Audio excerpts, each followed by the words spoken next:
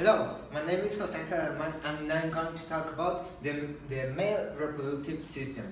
The most important parts of the male reproductive systems are the testes, the epididymis, the vas defender, the seminal vesicle, the prostate gland, the vulvar gland, the urethra, the penis, and the scrotum. The pathway of the sperm to the urethra is that in the testes the sperm is created.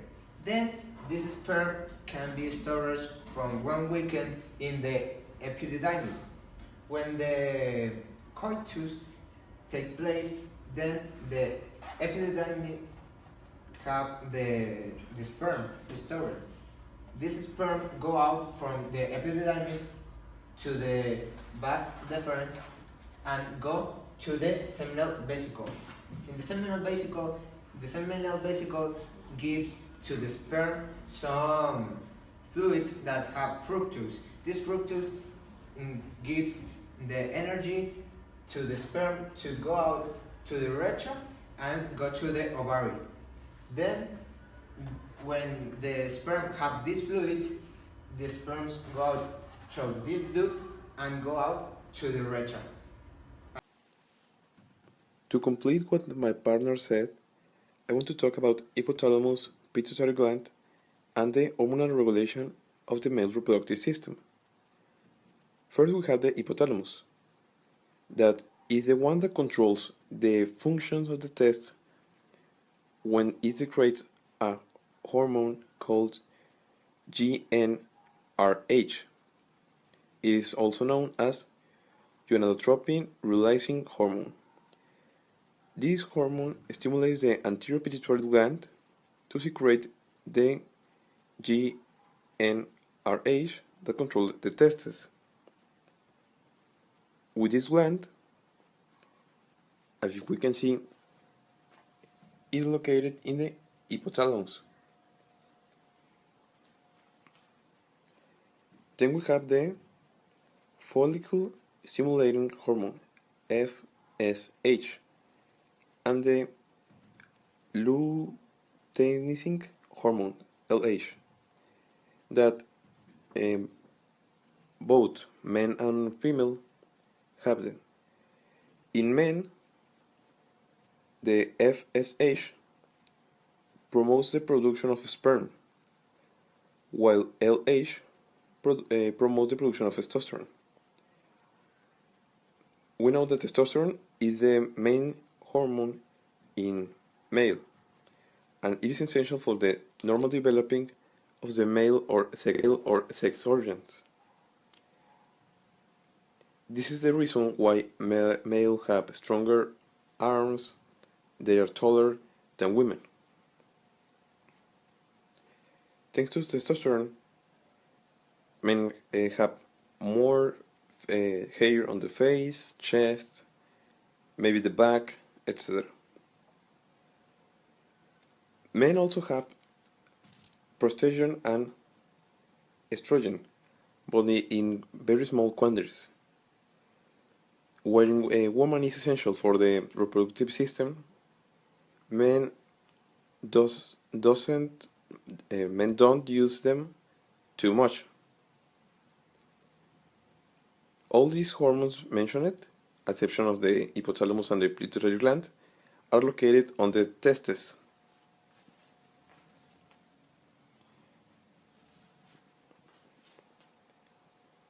Because as being the principal male reproductive organ, they have the regulation of most of the reproductive. Basically, all of these sex hormones mentioned are regulated by the negative feedbacks. Hi, my name is Natalia Galvan, and today I'm going to tell you about the female reproductive system. Okay, this one sort of is the vagina, or the part of the female reproductive system. Here is the fimbriae, this part is the vagina, this part is cervix, this part is endometrium, this part is the ovary, this part is like a snake is the fallopian tube, and all this part is the uterus. Okay. What is the ovary, or the function of the ovary? The ovaries are produce and release eggs, oocytes, into the female reproductive tract at the midpoint of each menstrual cycle. They also produce the female hormones, estrogen and progesterone. This one is the fallopian tube, and their function is of the oviduct. There are two, left and right. This one is the right. And it's to promote transport of an egg mature in the ovary into the uterus, where it can then be fertilized by a sperm. Okay, the function of the uterus includes nurturing the fertilized ovum that develops into the fetus and holding it till the baby is mature enough to appear. This basically is where the egg enjoys and they become an egg baby. Sorry. Okay. This one is the cervix. The function of the cervix is to allow flow of menstrual blood from the uterus into the vagina and direct the sperms into the uterus during intercourse. Okay. The endometrium is the innermost layer of the uterus and functions to prevent adhesions. ¿Cómo se dice eso? Adhesions? Adhesions between the opposite walls of the myometrium. And this one is the vagina. The vagina receives the penis during the sexual intercourse and also serves as a conduit for menstrual flow from the uterus. And this one is a representation of the external female genitalia. This one is the monus pubis. That is the part that is on the skin or outside of the part of inter. Okay, the labia majora is where the labius is more open and is not inside. The prepuce of the clitoris is this one that is the first part of all the system, and the clitoris is like a little ball that is inside of the vagina, and the vestibule is like a little point that is under the clitoris. The urethral orifice is this one that is bigger than the clitoris, and the vaginal orifice is when the penis introduced, and the opening of the duct or bladder, that is the one that is below the vaginal orifice.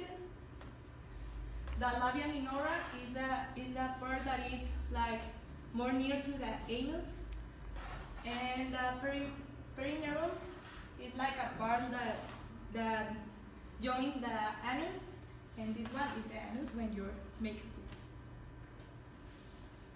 poop. Okay, fertilization and implantation. During the fertilization, the sperm and egg unit in the one of the fallopian tubes to form a zygote.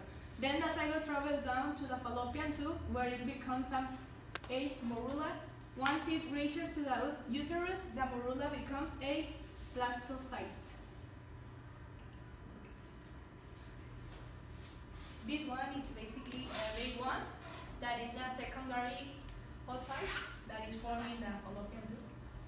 And then becomes a fertilization that is like second part to near to the uterus. The zygote, egg nucleus, and the sperm nucleus, when the egg and the sperm like become one. Then is the zygote metaphase, that is like the near part to the uterus. And in the day two, is the two-cell stage, that is like near to the day 3, that is the 8-cell stage. And the day 4 is the morula that forms in more of the uterus. The day 5 is the early blastocytes when the egg joins to the uterus. And the day 6 to 7 is the blastocyst implantation, when is the egg forms and the baby. Where the oocyte is produced and describes how it is transported to the uterus. The ovaries produce the egg cells called the ova or oocytes. The oocytes are the transport to the fallopian tube where fertilization by sperm may occur. The fertilized egg then moves to the uterus where the uterine lining has thickened in response to the normal hormones of the reproductive cycle. Okay, and this one is the oocyte, that is the egg. This is the fallopian tube, and this is the ovary. And that in day 0 is the fertilization, when is the sperm joins with the egg.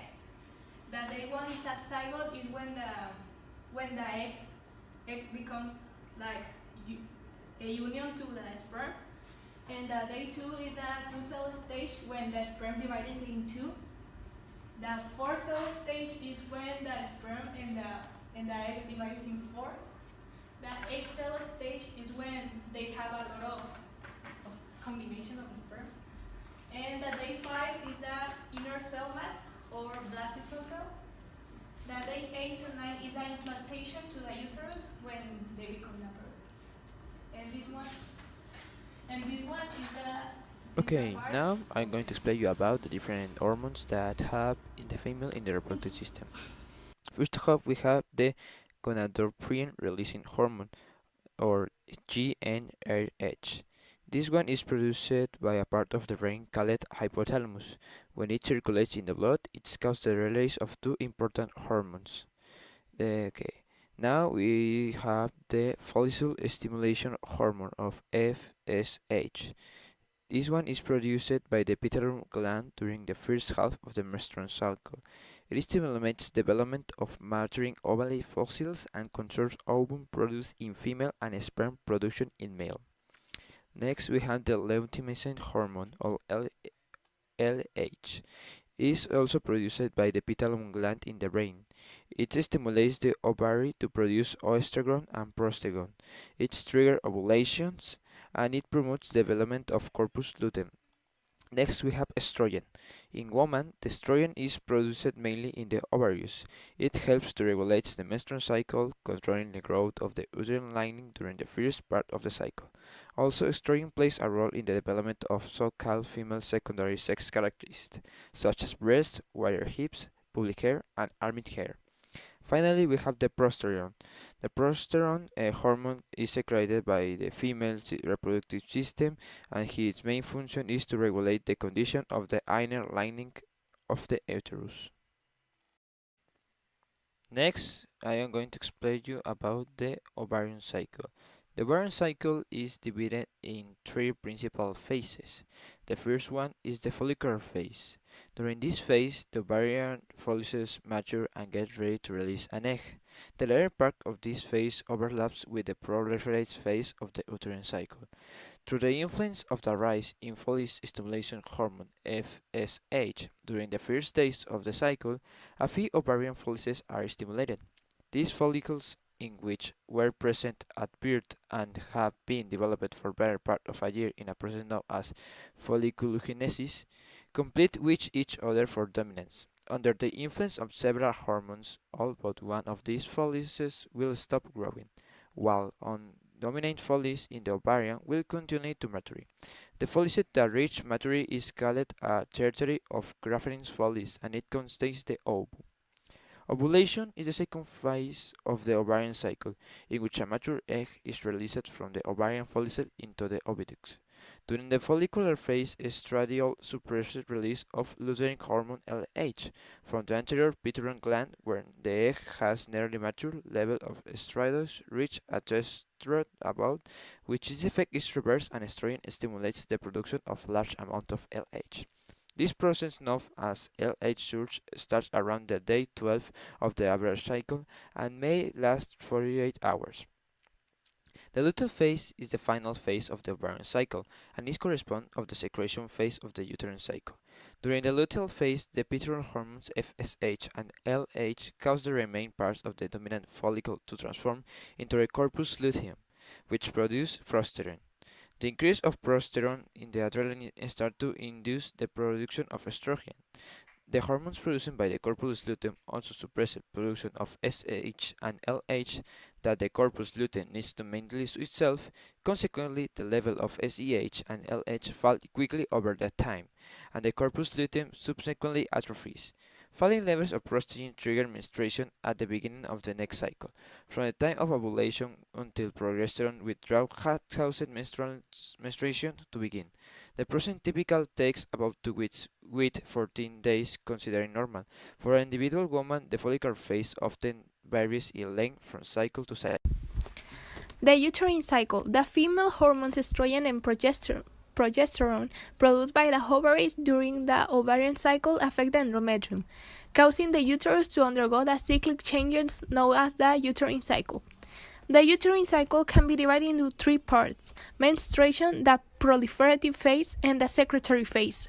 The uterine cycle involves a series of changes in the endometrium of the uterus to prepare it for the arrival of a fertilized egg that will develop there until birth.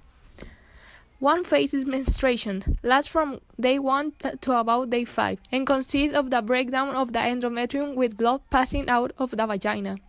The low levels of the female sex hormones cause menstruation to occur. The other phase, the proliferative phase, is from day 6 to 13 and consists of the build-up of the endometrium, which becomes more vascular and glandular. The proliferative phase is caused by the increased production of estrogen by the new developing follicle.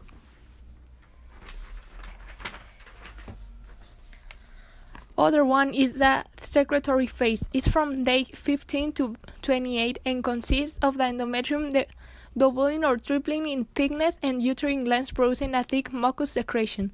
The secretion of progesterone by the corpus luteum causing the secretory phase. The endometrium is now prepared to receive a developing embryo.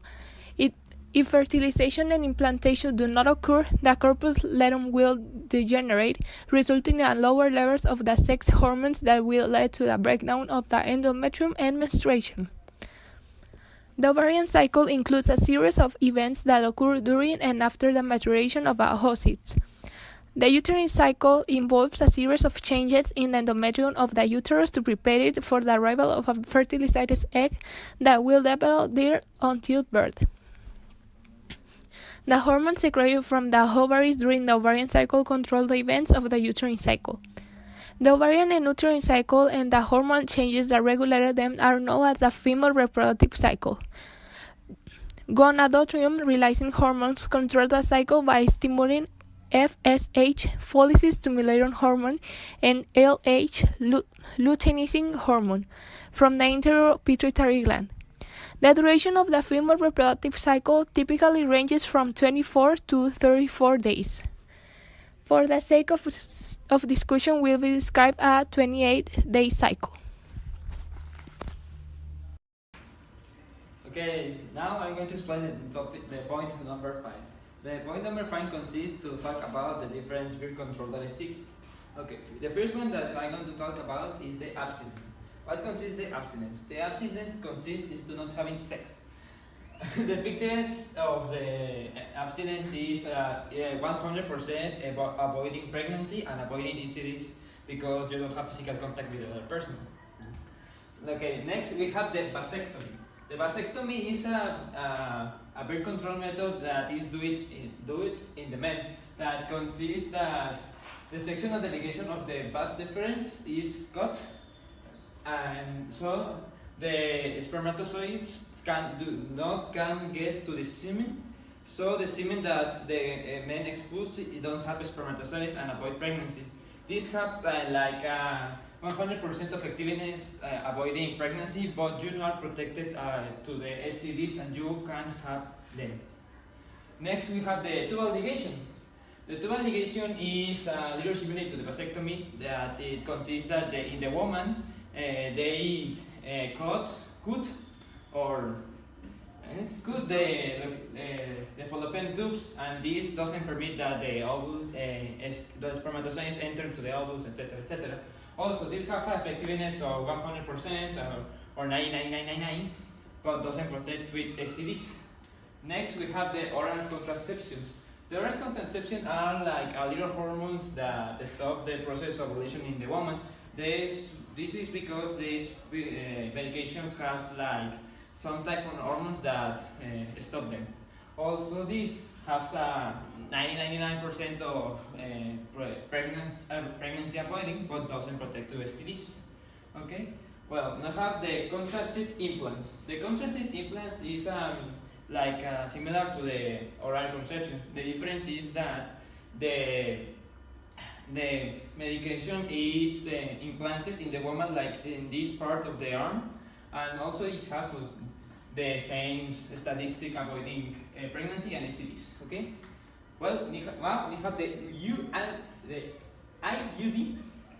The function of this device is that it is put inside the uterus of the woman and prevent the pregnancy of the woman. Also, it has a 100% of avoiding pregnancy, but you can also have an STD. Okay, now we have the diaphragm. The diaphragm is like a little cap that need to be pushed the deeper inside of the vagina. And this one is like a little cup, I will say. And also this will have like you say, 92% of protection avoiding pregnancy, but doesn't protect with 2 STDs. Now we have the male and the female condom. The male and female condom are very similar. The two are like a little protection that you put in your penis or inside the vagina. The two have like a 99% of protection about pregnancy and also protect from STDs. Okay, now we have the coitus interruptus. That this is like the more easy birth control method. That it consists to retract the penis before coming in the vagina. And this has like a big risk because if you don't do it in the right timing, you can have pregnancy. So it depends in the skills of the men. And also you can have STDs. Now we have the natural family planning. That this consists that if the woman knows his times in period, there is a time where she is not fertile. So in that time, he has very little possibilities to get pregnancy. So if they have sex during this time, it's like we know that natural planning. Also, this is the woman knows she very well. We can avoid pregnancy very well, but you cannot protect you about STDs. And finally, we have the morning after pill. That the morning after pill prevents ovulation and thickness to the septic muscus, and this be taken within 70 hours after intercourse. So also this one is like a little medication that the woman inhales and stops the ovulation in her body. And this pill has effectiveness very high, but if you abuse of this, you can have some secondary effects in your body. And also this one doesn't protect you over STDs.